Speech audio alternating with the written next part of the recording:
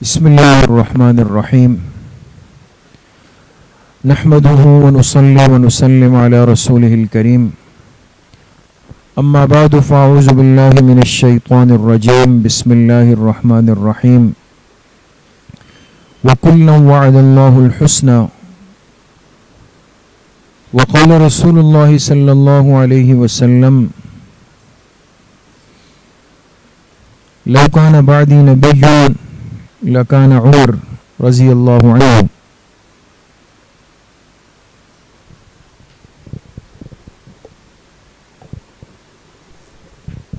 بہت بڑا کرم اور احسان ہے کہ دین کی مبارک نسبت سے، دین کی بات سننے کی نسبت سے ہم سب یہاں پر جمع ہیں۔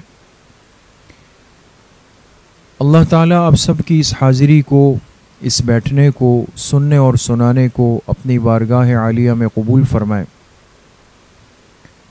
اور ہم سب کے ظاہر اور باطن کی اصلاح کا ذریعہ بنائے۔ کامیاب انسان وہ ہے جو اپنی کمزوریوں کو سیکھ کر اس کا ازالہ کرے، جو اپنی کوتاہیوں کا علم رکھنے کے بعد اس کو دور کرنے کی کوشش کرے،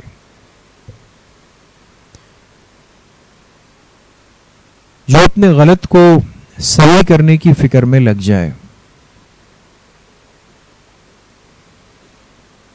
آج بہت ساری باتیں ہمارے دین کی ایسی ہیں کہ جو باوجود مسلمان ہونے کے، باوجود نمازوں کے اہتمام کے، باوجود دین کے ساتھ نسبت اور تعلق کے، ان باتوں کا علم ہمارے پاس نہیں ہوتا، اور اس سے بڑھ کر یہ کہ ہم ان کو ضروری بھی نہیں سمجھتے کہ بھئی یہ کون سی ضروری بات ہے، اہم بات ہے۔ اللہ نے ہمیں جس مبارک دین کی نسبت دی ہے، دین اسلام کی، یاد رکھیں کہ اس دین کی ایک تاریخ ہے، اور اس تاریخ سے واقفیت ایک مسلمان کے لیے، خواہ وہ مرد ہو خواہ وہ عورت ہو، بہت ضروری۔ اس لیے آج آپ دیکھیں الحمدللہ جو دین کی جتنی محنتیں دنیا میں ہو رہی ہے صحیح ترتیب کے ساتھ اور مستند طریقے کے ساتھ کسی بھی شکل میں ہے، چاہے وہ تعلیم کی شکل ہے، مدارس کی شکل ہے، چاہے وہ تبلیغ کی شکل ہے، چاہے وہ تدریس کی شکل ہے، چاہے وہ خانقاہوں کی، تصوف کی، تزکیہ نفس کی شکل ہے، کسی بھی شکل میں جو دین کی محنت ہو رہی ہے، ہر محنت کرنے والا وہ اپنے آپ کو اور اپنے سامنے والے فرد کو جب تیار کرتا ہے تو اس کے اندر ہمت اور حوصلہ اسی وقت پیدا ہوتا ہے جب وہ ان لوگوں کے تذکرے سن لیں، ان ہستیوں کی قربانیاں سن لیں جو اس دین کے لیے استعمال ہو گئے۔ اس لیے آپ توجہ کریں، اب ہم علم سیکھنے کے لیے مدرسے میں آتے ہیں کہ اللہ کے دین کا علم سیکھ لینا، تو چاہے طلبہ ہو، طالبات ہو، ان کو جوڑنے کے لیے، ان کو علم پر آمادہ کرنے کے لیے، ان کو اس راستے پر چلانے کے لیے ہم مثال کن کی دیتے ہیں؟ ان صحابہ اکرام رضوان اللہ علیہم اجمعین کی مثالیں دیتے ہیں جن کی زندگی دین سیکھنے کے لیے وقف ہو گئی۔ اس لیے طلبہ سے کہتے ہیں بھئی حضرت ابو ہریرہ رضی اللہ عنہ نے اپنے آپ کو وقف کر دیا تھا، بھوک برداشت کی، فاقے برداشت کیے، اور اتنی بھوک لگتی کہ کبھی بے ہوش ہو جاتے، لیکن خود فرماتے ہیں کہ میں آپ علیہ الصلاۃ والسلام کے دروازے سے الگ نہیں ہوا۔ تو ہمیں علم کے میدان میں محنت کے لیے بھی جب مثال دینی پڑے گی، ہم صحابہ کا تذکرہ کریں گے۔ دعوت و تبلیغ کی محنت میں جب بندہ اپنے آپ کو تیار کرے، جماعت پر محنت کرے، مستورات پہ محنت کرے، تعلیم کا حلقہ قائم کرے، اس کام کی اہمیت کو سمجھے، تو بھئی اس کے لیے ہم مثال کیا دیتے ہیں؟ ہم کہتے ہیں بھئی صحابہ اللہ کے پیغمبر سے دین سیکھ کر پوری دنیا کے اندر پھیل گئے، اس لیے صحابہ کی قبریں پوری دنیا میں کئی جگہوں پر ہے، ہمارے پاکستان میں بھی۔ تو تبلیغ کے کام کو انسان کر سکتا ہے جب اس میں آپ صحابہ کی مثال سامنے رکھیں گے، ان کی قربانیوں کو سامنے رکھیں گے۔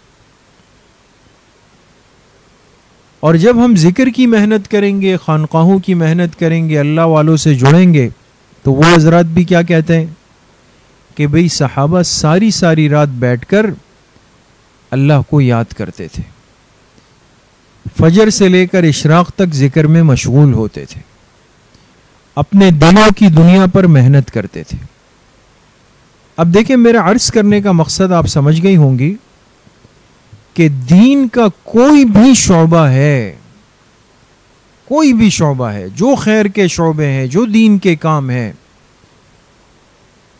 وہ اس کام سے اسی وقت جڑتا ہے جب اس کے سامنے ایک مثال ہے، نمونہ ہے، صحابہ کی قربانیاں ہیں، صحابہ کے تذکرے ہیں، صحابہ کی محنتیں ہیں، صحابہ کی بھاگ دوڑ ہے، سب چیزیں ہمارے سامنے، تبھی جا کر ہمیں ہمت ہوتی ہے کہ بھئی واقعی علم سیکھنا چاہیے، تبھی جا کر ہمیں ہمت ہوتی ہے کہ بھئی اللہ کے راستے میں تبلیغ میں ضرور جڑنا چاہیے، تبھی جا کر ہمیں ہمت ہوتی ہے کہ بھئی کسی اللہ والے سے جڑ کے اپنے دل کی اصلاح کرنی چاہیے، ذکر سیکھنا چاہیے، ذکر کی پابندی کرنی چاہیے۔ تو بھئی وہ ہستیاں تو ہمارے لیے ایک رول ماڈل ہے، ایک آئیڈیل ہے، ہمارے لیے معیار ہے، ہمارے لیے بنیاد ہے، ہمارے لیے نمونہ ہے۔ تو ہم جن کے قدم قدم پر محتاج ہیں، کتنے افسوس اور دکھ کی بات ہوگی کہ ہمیں ان ہستیوں کی ذات کا اور ان کی ایام شہادت کا، ایام وفات کا، ان کی قبروں کا کچھ علم ہی نہیں ہے۔ اور اگر کوئی یہ کہے تو کہیں بھئی اس سے کیا فرق پڑتا ہے کون کب فوت ہوا، کب پیدا ہوا، کہاں فوت ہوا، اس سے کیا فرق پڑتا ہے، لہذا یہ کوئی ضروری نہیں۔ اس کا نقصان یہ ہوا کہ باطل نے ہمارے بچوں، ہمارے نوجوانوں، ہماری نسلوں، خود ہماری ذہنوں کے اندر اپنی باتوں کو جما دیا، بٹھا دیا۔ تو اس لیے میں آپ سے یہ عرض کروں گا، اس حوالے سے ہمیں فکرمند ہونے کی ضرورت ہے۔ ابھی مستورات کے بیان سے پہلے ہماری 15 منٹ کی بات ہوتی ہے ہر ہفتے کے دن، جس میں ہمارے سامنے شعبہ حفظ و ناظرہ اور شعبہ اسکول کے طلبہ بچے بیٹھتے ہیں۔ تو میں اکثر و بیشتر چونکہ وہ چھوٹے ہوتے ہیں تو ان سے سوال و جواب کرنے میں فائدہ زیادہ ہوتا ہے نا، تو میں نے ان سے پوچھا کہ بھئی اسلامی سال کا پہلا مہینہ کون سا ہے؟ تو چند بچوں کو خیر نام پتا تھا، انہوں نے بتا دیا۔ پھر میں نے ان سے سوال کیا کہ اچھا اب آپ یہ بتائیں کہ محرم کی پہلی تاریخ کو اسلامی تاریخ کی کون سی شخصیت اور کس صحابی کی شہادت کا دن ہے؟ یکم محرم کو کس صحابی کی شہادت کا دن ہے؟ یہ آپ مستورات سے بھی سوال ہے، چلیں وہاں آپ کے نگران معلمات بیٹھی ہوئی ہے، آپ ان کو جواب دے دیں، جن جن کو جواب آتا ہے وہ ہاتھ اٹھا دیں، میں بعد میں پوچھ لوں گا آپ کی نگران سے۔ کتنی مستورات کو، طالبات کو علم ہے کہ یکم محرم الحرام کس صحابی رسول کی شہادت کا دن ہے؟ حضرت عمر ابن خطاب رضی اللہ عنہ جو اس امت کے دوسرے خلیفہ ہیں، دوسرے خلیفہ، ان کا یوم شہادت یکم محرم الحرام کو ہے۔ لیکن آپ مجھے بتائیں، ہم سب ایک اسی ماحول میں، اسی شہر کے ماحول میں برسوں سے رہتے ہیں، اس مہینے کے آنے کے بعد، لفظ محرم کے سننے کے بعد، ہمارے ذہنوں میں، ہمارے بچوں کے، بڑوں کے، مستورات کے، جوانوں کے، مردوں کے، کسی بھی شعبہ زندگی سے وابستہ فرد ہے، اس کے ذہن میں لفظ محرم سننے کے بعد کبھی حضرت عمر رضی اللہ عنہ کا خیال آتا ہے؟ کبھی ان کا تصور آتا ہے؟ کبھی ان کا تذکرہ ہوتا ہے؟ کبھی ان کی شہادت کی بات ہوتی ہے؟ کبھی ان کے اس دین کے لیے محنت اور استعمال ہونے کے تذکرے ہوتے؟ بلکہ جب بھی لفظ محرم ذہن میں آئے گا تو ایک مخصوص سوچ، خیال، تصور، ماحول اور ایک غم، ایک سوگ، ایک بے چینی کی سی کیفیت آئے گی کہ بھئی یہ تو محرم تو کوئی غم کا مہینہ ہے، اس میں واقعہ کربلا پیش آیا، اس میں خانوادہ رسول صلی اللہ علیہ وسلم پر ظلم ہوا، ان کو میدان کربلا میں 3 دن پیاسا رکھ کے شہید کر دیا گیا۔ حضرت حسین ابن علی رضی اللہ عنہ جو جنت کے نوجوانوں کے سردار ہیں، اللہ کے پاک پیغمبر کے نواسے ہیں، ایسے پاک شخصیت کا سر کاٹ کے اس کو شہید کر دیا گیا۔ اس واقعہ کربلا کا ایک تصور اور ایک ماحول ہمارے دل دماغ کے اندر گھوم جاتا ہے، لیکن ایک مسلمان کے ذہن میں یکم محرم کی اس شخصیت کا کوئی تصور نہیں آتا۔ اس لیے میں آپ سے عرض کروں کہ الحمدللہ اللہ پاک نے ہمیں جس راستے سے، جس سلسلے سے اور جس نسبت کے ساتھ جوڑا ہوا ہے، اس مبارک دین کی جس نسبت سے ہم جوڑ کے چل رہے ہیں، الحمدللہ ہمیں اس پر 100% شرح صدر ہے، دل کا اطمینان ہے کہ ہم جناب رسول اللہ صلی اللہ علیہ وسلم تک پہنچ جاتے ہیں، اور درمیان میں جتنے واسطے ہیں، جتنے اہل اللہ ہے، جتنے علماء ہیں، جتنے محدثین ہیں، ان کا راستہ اور طریقہ 100% حق پر، سچ پر مبنی، اس پہ ہمیں کوئی شک نہیں۔ اور ہمارے علماء حق کی، اکابر علماء دیوبند کی پہچان یہ ہے کہ جو اعتدال، جو جوڑ، جو اتحاد، جو محبت اللہ نے ان حضرات کے ذہنوں میں رکھا، وہ آپ کو کہیں نہیں ملے گا۔ بلکہ آپ دائیں دیکھیں گے تو ایک طرف جھکاؤ ہوگا، بائیں دیکھیں گے دوسری طرف جھکاؤ ہوگا۔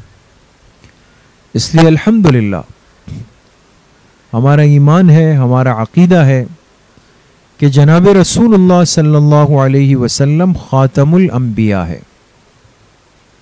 آپ کی ختم نبوت پر ایمان لائے بغیر کوئی اپنے آپ کو مسلمان نہیں کہہ سکتا۔ اگر دعویٰ کرے تو وہ جھوٹا ہے، کاذب ہے۔ اور ہمارا ایمان ہے کہ آپ علیہ الصلاۃ والسلام کے اس دنیا سے تشریف لے جانے کے بعد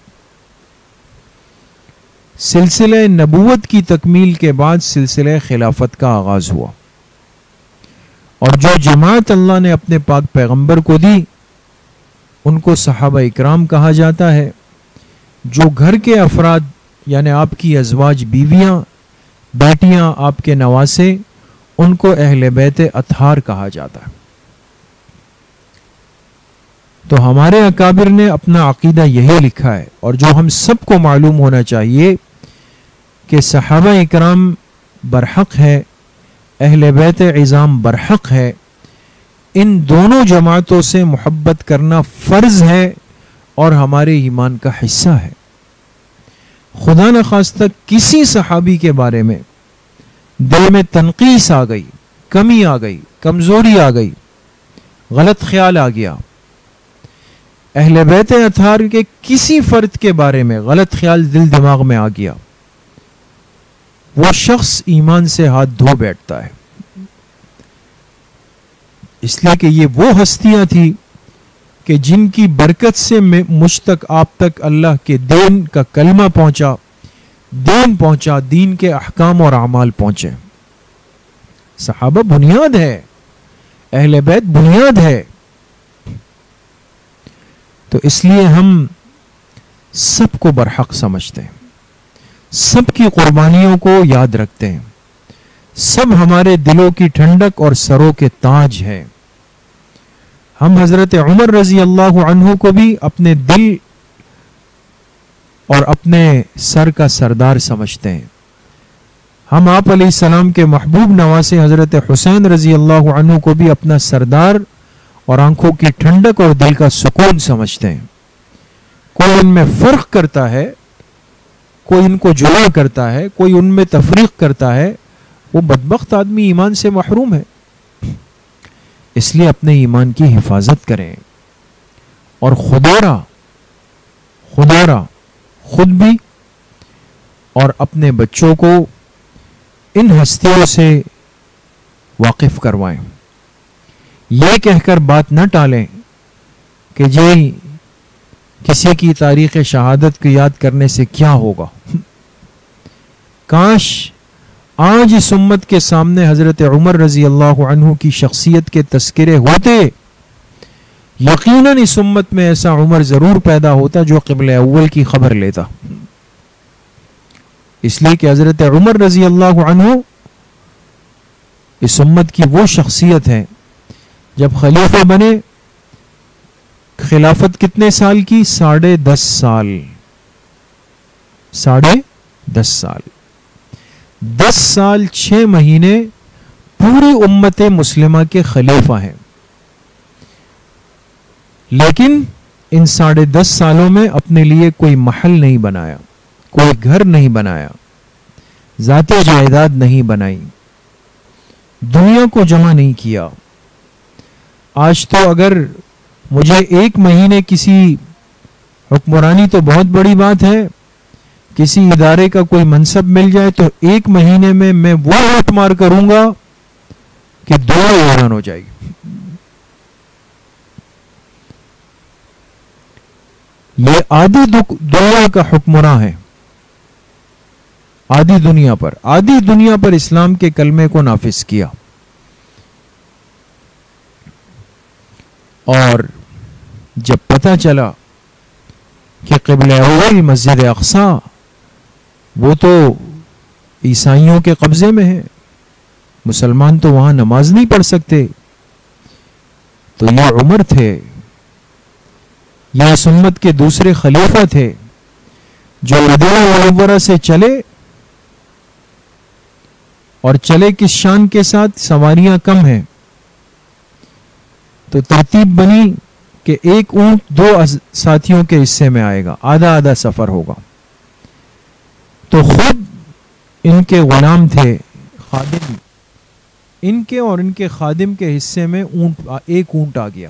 آج کوئی تصور کر سکتا ہے؟ اونٹ پہ سوار ہو کے جا رہے ہیں، آدھا راستہ طے کرتے ہیں، پھر اتر جاتے ہیں۔ غلام کہتا ہے امیر المومنین میری باری آپ لے لیں، آپ بیٹھ جائیں، میں اپنی باری آپ کو چھوڑتا ہوں۔ فرماتے ہیں نہیں، آپ کا بھی حق ہے، قیامت کے دن مجھے اپنی باری خود طے کرنی ہے، میں کیسے آپ کا حق مار لوں۔ جب مسجد اقصی پہنچتے ہیں، عیسائیوں کے پادری نے جب ان کے چہرے کو دیکھا، انجیل کھولی اور فرمایا کہ انجیل میں اس شخص کا حلیہ لکھا ہے جو آ کر اس کو فتح کرے گا، وہ ساری نشانیاں اس شخص کے اندر موجود ہے، لہٰذا بغیر لڑے ہوئے، بغیر مقابلہ کیے ہوئے عیسائیوں کو جمع کیا اور کہا کہ ہماری عزت اور خیر اس میں ہے کہ ہم عافیت کے ساتھ مسجد اقصیٰ کی چابیاں اس شخص کے حوالے کر دیں۔ تو جس شخص نے جا کر مدینہ سے چل کر اس امت کے پہلے قبلے کو آزاد کیا، قبلہ اول کو آزاد کیا، مسجد اقصیٰ کو عیسائیوں سے لے کر دوبارہ مسلمانوں کے حوالے کیا، اس شخصیت کا نام کیا ہے؟ حضرت عمر ابن خطاب رضی اللہ تعالی عنہ۔ آج افسوس یہ ہے کہ ہمیں اس کا بھی پتہ نہیں کہ نیا اسلامی سال کا پہلا دن وہ حضرت عمر رضی اللہ عنہ کی شہادت کا دن ہے، اور ہونا حق تو یہ چاہیے کہ ایک اسلامی ریاست ہے، ایک اسلامی حکومت ہے، جہاں ہر ایک اپنے اپنے انداز سے اپنے اپنے آئیڈیل شخصیات کو مناتا ہے۔ آج فلاں ڈے ہے، آج فلاں ڈے ہے، آج فلاں ڈے ہے، اچھی بات ہے، غلط نہیں ہے۔ قائد اعظم ڈے منانا، علامہ اقبال ڈے منانا، اس لیے کہ یہ اس ملک کے محسنین تھے، ان کو ہم نے یاد رکھا ہے، یاد رکھنا چاہیے۔ اسی طریقے سے کیا حضرات شیخین حضرت ابوبکر صدیق، حضرت عمر، حضرت عثمان، حضرت علی ابن ابی طالب رضی اللہ عنہم، کیا وہ ہمارے محسنین نہیں ہیں؟ کیا اس امت کے محسنین نہیں ہیں؟ کیا اس دین کے محسنین نہیں ہیں؟ کیا وہ اس لائق نہیں ہے کہ ان کے ایام کو اس انداز سے ہم منائیں کہ ہر مسلمان کے علم میں ہو کہ آج کس شخصیت کا دن ہے؟ تو اس لیے بس میری درخواست یہ ہے کہ حضرت عمر رضی اللہ عنہ ہماری تاریخ کی، ہمارے دین کی ایک بہت بڑی شخصیت ہے، اور شخصیت بھی غیرت مند شخصیت ہے۔ اللہ نے بڑا مقام، بڑا مرتبہ، بڑے فضائل دیے۔ آپ علیہ السلام نے ان کو دیکھا، فرمایا ان اللہ جعل الحق علی لسان عمر وقلبہ، اللہ نے حق بات کو عمر کی زبان اور دل پہ جاری کر دیا، اور فرمایا جس راستے سے عمر گزرتا ہے شیطان اس راستے کو چھوڑ دیتا ہے، اس راستے پہ شیطان نہیں چل سکتا۔ اس لیے آج بھی سب سے زیادہ باطل کو نام عمر سے تکلیف ہوتی، اور آپ علیہ السلام نے فرمایا اگر میرے بعد نبوت کا کوئی سلسلہ چلتا تو جس شخص میں نبوت کی اہلیت تھی وہ عمر ابن خطاب ہوتے، اور اللہ سے دعا کی حضرت عمر رضی اللہ عنہ نے، اللہم ارزقنی شہادتا فی سبیلک واجعل موتی فی بلد حبیبک، اے اللہ اپنے راستے میں شہادت کی موت دے دے اور اپنے حبیب کے شہر میں دے دے۔ اللہ نے دعا ایسی قبول کی کہ شہادت بھی ملی، اپنے حبیب کا شہر مدینہ منورہ بھی ملا، بلکہ آپ علیہ السلام کے مصلی پر، مسجد نبوی کے مصلی پر فجر کی نماز پڑھاتے ہوئے آپ کو شہادت کا مقام ملا، اور ہمیشہ ہمیشہ کے لیے آپ علیہ السلام کے پہلو میں، آپ کے روضہ مبارکہ میں آرام فرما ہو گئے۔ آج جب مسلمان جاتا ہے، اللہ سب کو وہاں کی حاضری نصیب فرمائے، تو جب وہ آقائے دو جہاں کی بارگاہ میں سلام پیش کرتا ہے، پھر حضرت ابوبکر صدیق رضی اللہ عنہ کو پیش کرتا ہے، پھر حضرت عمر رضی اللہ عنہ کو پیش کرتا ہے۔ یہ اسلام کی وہ شخصیات ہیں کہ جن کی برکت سے اسلام کے تذکرے عام ہوئے، اسلام کا غلبہ ہوا، اسلام کا دبدبہ ہوا، اسلام پوری دنیا پر نافذ ہو گیا۔ تو اس لیے میری درخواست ہے کہ خود بھی ان حضرات کی، ان ہستیوں کے تذکروں کو زندہ رکھے، بچوں کو بتائیں، سکھائیں، ان کو اسلامی مہینوں کے نام بتائیں، چاروں خلفاء کے ایام وفات اور شہادت ان کو یاد کروائیں۔ انشاءاللہ آگے ربیع الاول میں اس سال بھی کوئز پروگرام ہوگا، اس سال کوشش کریں گے بچیوں میں بھی ہوں، سب کو اسلام کی بنیادی تعلیمات سوال و جواب کی شکل میں یاد کرائیں۔ اللہ کریم ہم سب کا حامی و ناصر ہو، مجھے بھی آپ سب کو صحیح عمل کی توفیق اللہ پاک نصیب فرمائے۔ وآخر دعوانا ان الحمد للہ رب العالمین۔ دعا سے پہلے ایک اہم اعلان یہ سن لیں کہ ہر سال یہ اس طرح کے جو خاص اہم دن آتے ہیں تو کوشش یہی ہوتی ہے کہ کچھ مجالس ہو جس میں ہمیں ساری باتیں سامنے آ جائے اختصار سے اور آسانی سے. محرم میں ہماری 2 مجلسیں ہوتی ہیں دین سیکھنے کے لیے. اس میں کل انشاءاللہ بروز اتوار بعد نماز مغرب حضرت عمر رضی اللہ عنہ کی سیرت اور فضائل پر خصوصی مجلس ہوگی. مغرب کے بعد سے عشاء کے پہلے تک تمام مستورات اہتمام اور طلب کے ساتھ آئیں. آئندہ اتوار کو حضرت حسین رضی اللہ عنہ اور شہدائے کربلا کی نسبت سے مجلس ہوگی. اس میں بھی مستورات اہتمام سے آئے. یہ مجلسیں ہم نے اسی لیے رکھی ہیں کہ بھئی ہمارے محلے اور علاقے کے ہر گھر میں دین کی صحیح تعلیم صحیح طریقے کے ساتھ پہنچ جائے. لیکن اگر ہم اپنے آپ کو اتنا مصروف سمجھتے ہیں کہ جی ہم تو نہیں آ سکتے, وقت نہیں ہے میرے پاس, تو ہمارے مفتی صاحب رحمۃ اللہ علیہ اللہ ان کی مغفرت فرمائے, وہ فرمایا کرتے تھے کہ سب سے زیادہ فارغ تو میں ہوں, میں فارغ ہوں اسی لیے میں یہاں بیٹھ جاتا ہوں. تو دیکھیں بھئی فارغ کوئی نہیں ہے. یہ حضرات آپ کی فکر کرتے ہیں. یہ مفتی صاحب رحمۃ اللہ علیہ کا اور ہماری والدہ مرحومہ کا, بڑے امام صاحب رحمۃ اللہ علیہ کا, ہمارے بزرگوں کا فیض ہے. بہت کم جگہوں پر یہ نعمت آج ملتی ہے. یقین کریں دور دور سے ساتھی آتے ہیں مجلس ڈھونڈتے ہوئے, اور ہمارے محلے کے حضرات و مستورات وہ گھروں میں ہوں کہ چلو یار کون جائے گا, پھر کتنے دکھ کی بات ہے. ایسا نہ کریں. کل یہ چیزیں اگر نہیں ہوں گی پھر ہم سب پریشان ہوں گے. تو اس لیے اپنے اندر طلب بھی پیدا کریں, اس کو اپنی ضرورت سمجھیں, اس کو اپنے آپ کو ان کا محتاج سمجھیں, اور دوسری مستورات کو بھی باقاعدہ دعوت دیں, اپنے ساتھ لائیں, اور مجلس میں سیکھنے کی نیت سے بیٹھے. آپس کی گپ شپ بھی نہیں ہو, بات چیت بھی نہیں ہو. مغرب پڑھ کے آئیں یا مغرب یہیں پڑھے, جیسے ہی دعا ہو جائے اس کے بعد واپسی کر لیں, تاکہ ہمارا بیٹھنا قیمتی ہو, سیکھنا قیمتی ہو. تو کل انشاءاللہ مغرب کے بعد اور آئندہ اتوار کو بھی مغرب کے بعد اللہ کریم ہم سب کو صحیح عمل کی توفیق نصیب فرمائے. الحمدللہ رب العالمین والصلاة والسلام علی سید الانبیاء والمرسلین سیدنا و مولانا محمد وآلہ وصحبہ اجمعین.